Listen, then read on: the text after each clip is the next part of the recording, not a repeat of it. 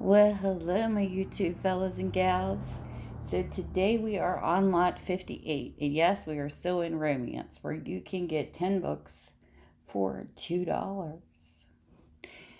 So, the very first book we have is called Secret of BlackOaks, and it is by Ashley Carter. It is a 1978 copyright. A little writing there. That's what the book looks like. And these are some thick ones again. Styles Kenrick was now the master of BlackOaks, and his dream was to make it a breeding farm for pedigreed Fulani slaves, descendants of a princely African race. But there was much in Styles' life he needed to keep hidden. One day, his lovely and neglected wife, Kathy, stumbled onto his disgraceful secrets.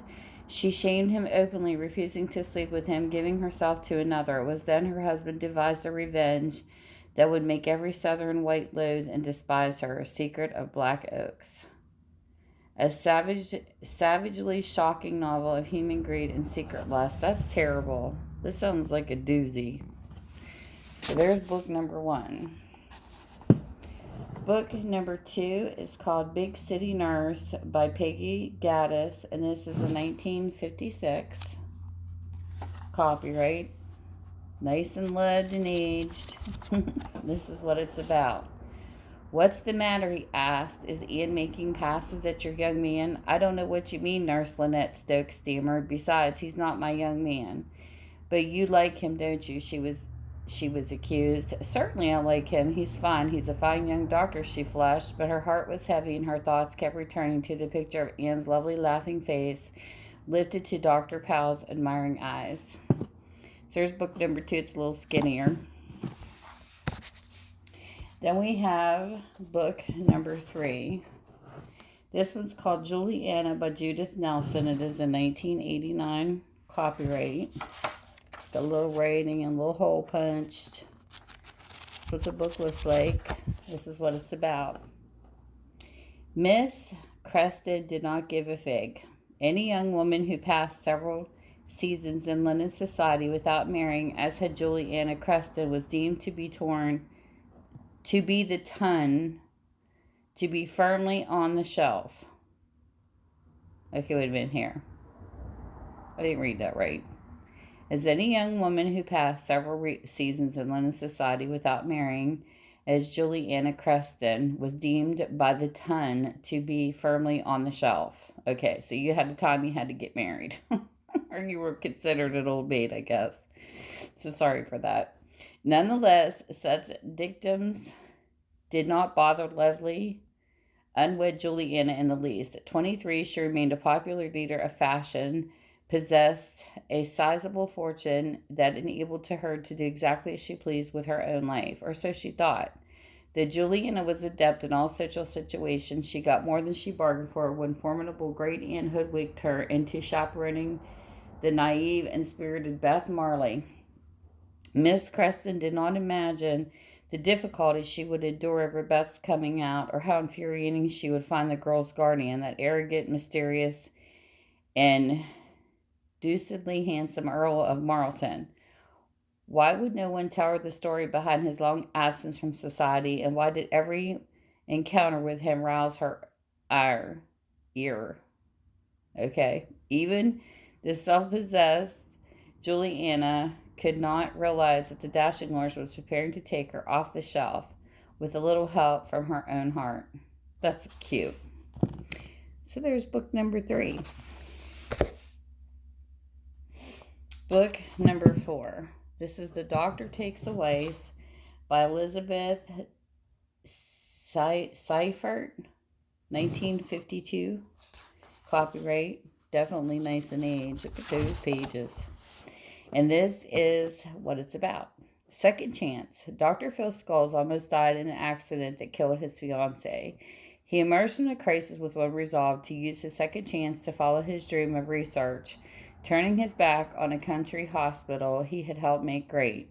But the research center proved to hold another dream for him, the brilliant, lovely, troubled Paige Arning. And in realizing what loving her meant, Dr. Phil Scholes faced the greatest challenge of his emotional life in his career. Elizabeth Seifert has written 64 novels of men and women of modern medicine, each one with her own unique combination of emotional understanding and medical knowledge. So there is book number 4. Book number 5, we're back to the thick. This is Avenue of Dreams by Lucy Taylor. This is a 1990 copyright. It's got a little mark right there. Looks like a sticker. It's got some aging definitely on the pages. And then the back's got little crinkles, like it might have got a little bit of moisture.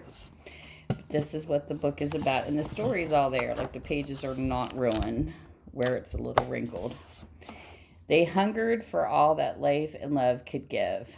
They were an Italian-American family struggling to adapt to a new world and a new life. Shirl, a proud beauty, wed to the man she did not know and brought to an America that filled her with mingled hope and fear.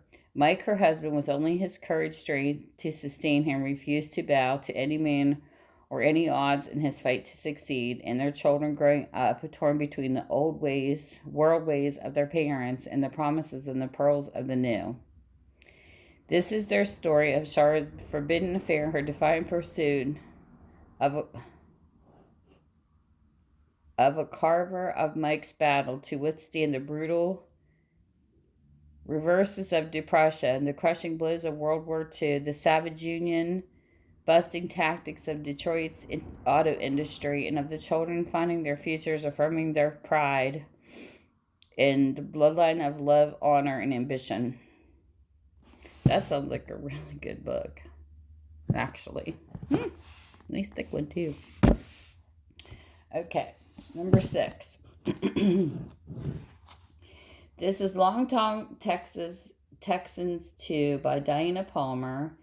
This is a 3-in-1, so you get 3 books in one. You get Sutton's Way, you get Ethan, and you get Connell.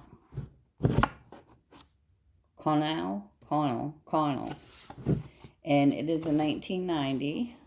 That's what the book looks like. There's 3-in-1 books in this. The legend continues. They're Texans at heart wherever they live, with weddings on their minds and passions as big as the Lone Star State. Now the Cowboys who continue the legend are back by popular demand, this time in one classic volume. Sutton, Ethan, and Connell. They may have been roped into love, kicking and screaming, but they're giving it all they've got.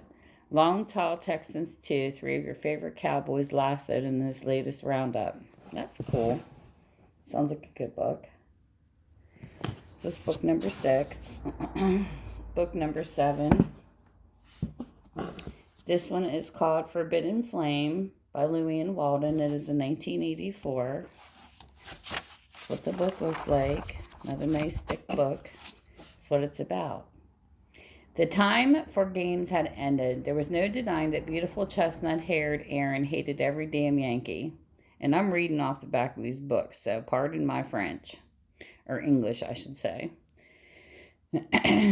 Yet there was no denying that she was more attracted to Major Kellen Sinclair than any other man she'd ever known.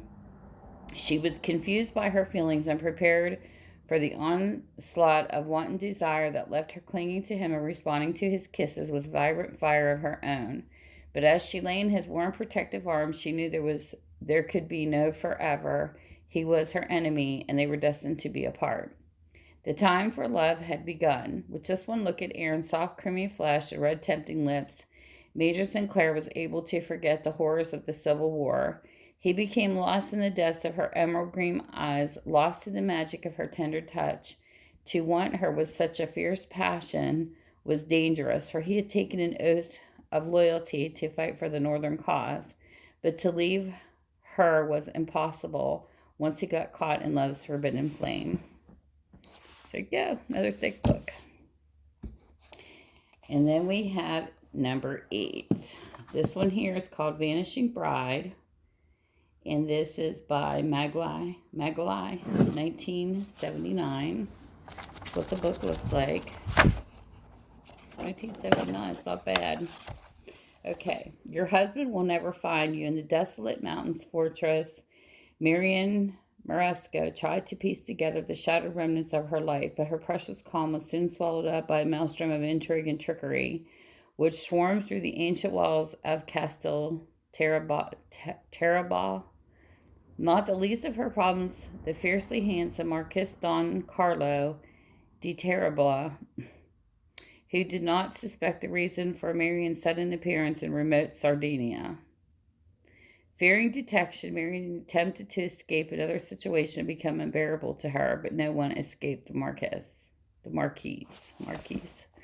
So there we go. Book number 8. And this is book number 9. This is called Set to Partners by Patricia Ormsby. Let's get some writing in it, some aging. This is what the book looks like, or sound. It's what the book looks like. This is what it's about. You shall marry me. Any protest is futile. Charlotte cringed at Lord Braybridge. As Lord Braybridge spoke, I can't speak tonight, so bear with me. Like tongue twisted. How she loathed this repulsive man. Surely she thought he could not possibly force her into marriage she did not want, but she was wrong, so very wrong. For Lord Braybridge, a cruel man rumored to have been responsible for the death of his first wife, would stoop to any depths to get what he wanted. And poor unwitting Charlotte was about to learn just what those depths were: blackmail and murder. So there's number 9. This is a nice variety. In number 10, we have Moonflower by Shirl Henke, and this is 1989. A little bit of writing, another thick read. This is what it's about. Lovely, fiery Deborah Manchester was determined to fight for women's equality, even though her proper Bostonian friends and her fiancé scorned her ideas.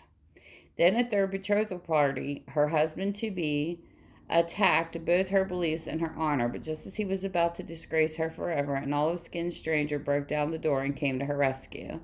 He was Raphael Flamenco, a Creole with flashing eyes, the wealthy heir to vast sugar holdings, and a man unlike any Deborah had ever met. His coal-black hair, scorching smile, and masterful touch made her feel for the first time like a woman, yet to win his heart would plunge her into an entirely new way of life and turn her into the paper plaything of a plantation lord. Soon from the steaming Louisiana bayous to the wide open spaces of Texas, Deborah would learn her first lesson in love, that she can neither escape nor resist her need for Raphael, his lips, his flesh, his passion. That sounds like a cute story. He just whooped in her life. So there we have book number 10. So if you want to get a hold of me, you just type in lot 58, send it to TammysMakeupTreats@gmail.com, or you can message me through Facebook under Minda's Bookstore and more, and I'll post it in my Etsy, and you can go pick it up.